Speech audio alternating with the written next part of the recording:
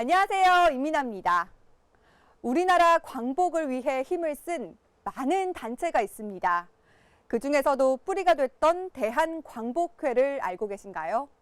그 총사령관이 울산 출신이라고 합니다. 바로 박상진 의사인데요. 오늘은 울산 출신 독립운동가 박상진 의사에 대해 알아보겠습니다. 함께 가보시죠.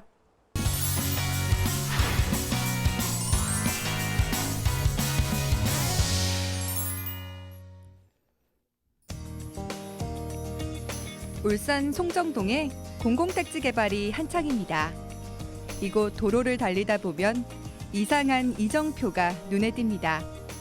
박상진 1로에서 박상진 5로까지. 도대체 박상진은 누굴까요? 지금 이곳은 택지 개발이 한창인 것 같은데요. 가만히 살펴보니까 박상진 1로, 박상진 2로, 박상진 5로까지 이렇게 적혀 있더라고요, 선생님. 이 신규 택지 개발인 한창인 이곳이 도대체 박상진이란 분과 어떤 관계가 있나요?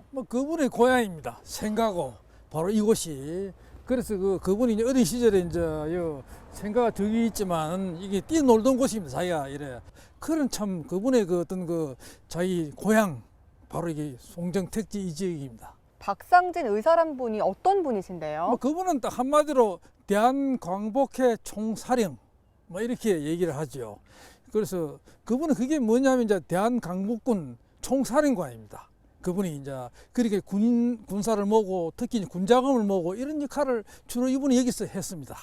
방금 말씀하신 대한광복회가 어떤 단체인데요? 그 단체는 이제 생긴 거는 1915년, 그다음에 없어진 거는 1918년입니다. 약 3년간 이제 활동을 했는데 우리가 이제 옛날에 이 한일합방전에 의병들 있잖아요. 의병들이 이제 한일합방전에 흩어지고 난 다음에 그분들이 갈 곳이 없잖아요. 그분들을 또 모으고 그다음에 또 중요한 거는 이제 그 당시 지식인들, 배운 사람들, 또 지주들 이런 분들이 독립운동을 하겠다고 생각한 분들을 모아가지고 1910년대 최대 독립운동단체, 그것이 바로 대한광복회입니다. 대한광복회 총사령 박상진은 이곳 송정동 대지주의 아들로 태어났습니다. 이제 박상진 의사 생가입니다. 태어난 곳. 그래서 이제 어릴 때 여기서 자라기도 했고, 그리고 요 집 구조가 보면 영남의 전형적인 양반가옥입니다. 양반가옥. 보면 요거는 이제 앞에 요거는 사랑채, 지금 금방 들어온 요거는 행랑채, 그다음에 저 뒤에는 안채가 있어요. 안채. 그래서 이게 이제 미음자형입니다. 사랑채와 안채까지 전형적인 조선시대 양반가옥 구조입니다.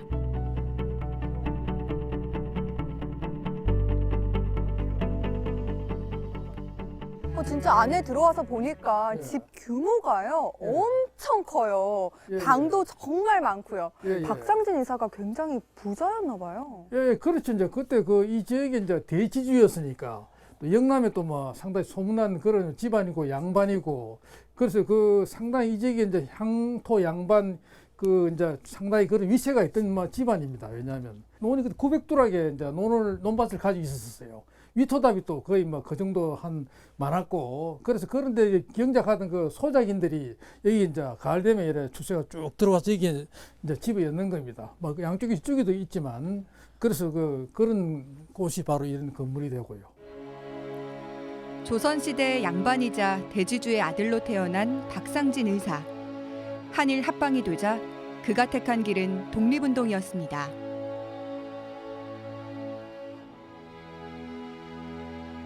죽음을 앞두고 쓴 박상진 의사의 시입니다. 박상진 의사가 1921년 8월 11일 날 사형을 당하셨거든요. 대구 형무소에서. 그래서 그때 이제 직전에 이제 간수에게 지필목을 달라고 그래가지고 이 시 두 수주를 남기셨어요. 가운데 이 시는 남부생 차세상이라, 나 죽으면 그때 이제 다시 태어나기 어렵다. 사형당하고 난 다음에 은도를 받았잖아요. 그죠? 그 다음에 이제 행덕이 남자시니라, 지금은 타인이 남자의 몸으로 태어났지만 또 다음 여자로 태어날지 모르잖아요. 남자로 태어나서 무일사 성공거라. 이 참 거사를 이루지 못하고 대한독립을 이루지 못하고 이제 세상을 떠나게 되니까, 죽게 되니까 청산저 녹수민이라, 저 푸른 산도, 이 봄에 저 푸른 산도 나를 조롱하고 흐르는 강물도 나에게 빈정된다. 내가 참 부끄럽다. 뭐 그런 뜻의 시가 됩니다. 그러니까 죽음을 앞뒀지만 죽음에 대한 두려움보다는 예. 독립을 아직 보지 못했다는 그런 안타까움이 아주 절절하게 드러나는 시네요. 예, 그렇죠. 이분이 이제 대한광복회 총사령으로서 이제 그 취임할 때 쓴 그 나의 다짐을 보면 나는 나의 생명은 오직 조국의 광복을 위해서 바친다. 이런 글을 착 써놓은 게 있습니다. 그거 보면 읽어보면 참 우리가 마음에 와닿지요. 양정을 속에서 법학을 공부하고 1910년 평양법원 판사가 됐지만 한일 합방이 되자 모든 것을 버리고 독립운동에 나섰습니다.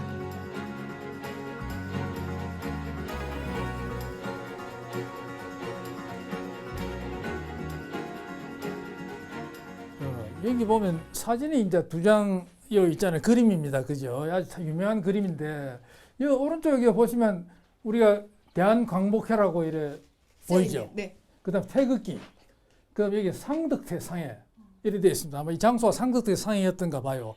그 시기는 아마 1918년 아마 여름이었던 것 같습니다. 그래서 그 당시에 박상진 의사를 중심으로 총사령이니까 중심으로 왼쪽에 이제 부사령 김좌진 장군입니다. 청산리 전투에 대첩을 거둔 김좌진 장군이고 오른쪽에는 소몽 최기중입니다. 이분은 이제 경주 상주 그 함창 출신인데 의병 출신들. 그 이분들은 이제 이쪽 그룹은 또 이래 재산이 없어요. 다 가난하고 이렇게 이제 그 농부나 광부를 하시는 분들이고. 1915년 대구에서 결성된 대한광복회는 일제 눈을 피하다 보니 비밀리에 움직였습니다. 그 당시에 그 이제 그 만주 지부장으로 부사령으로서 김좌진 장군이라고 있잖아요. 김좌진 장군을 이제 만주로 보낼 때 그 안동에 있는 안동여관에서 이제 그 마지막 그 송별연을 가졌어요. 그때 선시인데.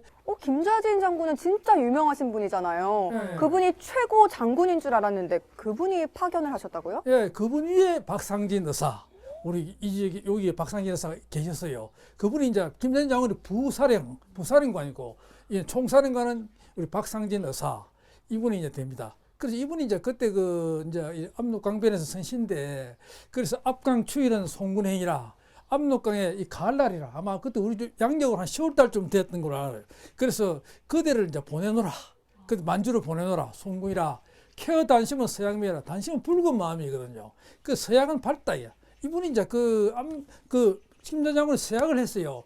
내가 만주를 건너가서 꼭 나의 다른 생각 열심히 해가지고 이 일본군을 무찌르겠다 이런 약속을 밝게 해줬다. 참 고맙다. 입공지일의 성가성이라 지일은 이제 가까운 나라를 이름을 가리키는 날이니까 그래서 앞으로 공을 가까운 나라에 공을 세워서 개성가 참 승리의 개성가를 울리겠다. 소리를 내겠다. 이런 뜻을 이제 시를 쓴 겁니다. 이 시 그대로 정확하게 2년 뒤에 1920년 10월달 딱 2년 뒤에 청산리 대첩을 이룬 게 바로 김좌진 장군이고 또 그것을 그때 이제 옥중에서 감옥에서 그 소식을 또 기뻐했다. 그런 얘기입니다. 정말 이 마음 절절한 신데요, 선생님. 네. 그 유명한 청산리 전투 대승 그 이면에 네. 박상진 의사가 있었다는 사실이 정말 놀랍거든요, 선생님. 잘 모르시지 않나요? 예, 그 알만한 사람 다 알아요. 그런데 우리 시민들은 잘 모르는데 왜냐하면 그 물증이 정확하게 나오지를 않아가지고 고증이 안 돼가지고 그걸 이제 다 얘기를 하기가 조금 그런 부분이 있어요. 그렇지만 그 사실이 진실이라는 거는 우리 역사 연구하는 사람 다 압니다. 그래서 그것이 이제 바로 담겨 있고 우리 시민들이 관심을 가져야 될 부분입니다. 송정동에 박상진 의사를 기리는 역사공원이 조성되고 있습니다.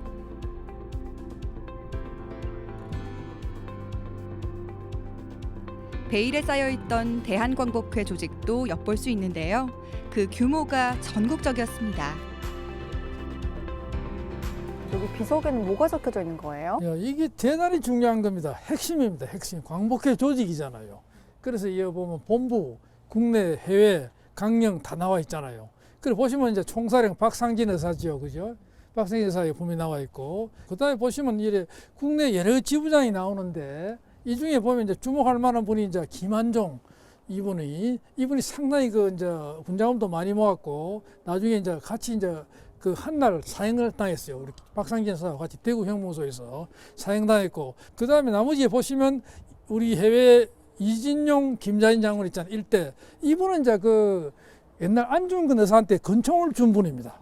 자기 권총을 아주 고급 권총을 가지고 있어가지고 안 죽은 의사가 그걸 달라고 그래서 그러니까 이분이 깨끗이 닦아가지고 돈 130을 하고 같이 그때 이제 그 강을 건너면서 그 이제 그 아무르 강을 건너면서 강을 줬답니다. 그래서 이륙한 분이고 안중근 의사의 쾌거, 김좌진 장군의 대승을 위해 대한광복회가 비밀리에 도왔다는 사실을 이제야 알았습니다. 여기 이제 사형 판결문입니다. 사형 판결문인데 두 이제 박상진 의사, 김한종 의사 그 여기 공주지방법원에서 이제 그 사형 판결을 했어요. 판결문인데 여기 보시면 이제 그 경상북도 경주군 외동면 녹동리 농업 박상진 의사 그러니까 이제 사형이라고 나오잖아요. 1919년 2월 28일 판결문이고 그다음 요 옆에 한번 봅시다. 요거는 사형 집행 동아일보 기사거든요. 1919년 8월 한 14일쯤 될 겁니다. 보시면 이 이제 하오 1시에 대구 감옥에서 박상진 의사 사형을 했는데 13분 만에 그 이제 교수대에 목을 맸는데 13분 만에 절명을 했다 이래 나오는데 그 중요한 게 뭐냐면 퇴인했다. 교수대 위에서도 매우 태연하였다. 그러니까 이 생명을 구걸하지 않았어요. 밧줄 매라. 떳떳하게 죽겠다. 그래서 그것을 이제 기록을 한 뭐 그런 경우가 되겠습니다. 37살의 꽃다운 나이에 나라의 독립을 위해 목숨을 바친 박상진 의사. 우리 울산 사람이어서 더욱 존경스럽고 감사했습니다.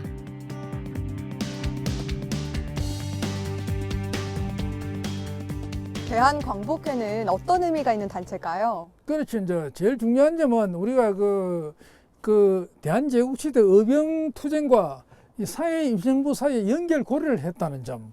그게 제일 중요합니다. 그래서 1910년대 그 외정 초기에 이제 그 우리가 억압받던 시대에 그 군장을 모아서 가장 효율적인 이제 그 투쟁을 했잖아요. 청산리 전투를 보면 알듯이 그런 받침이 됐던 이 우리 대한광복회 활동이 제대로 알려지지 않았다는 그런 부분이 이제 있는데 이게 이제 참 그런 중요한 부분이고 또 한 부분은 이제 우리가 아쉬운 점은 이 박상진 의사의 그 선 등급을 상승을 해야 됩니다. 그 뭐 지금 우리가 참 유한순 열사도 금년에 그 대한민국장으로 상승이 됐거든요.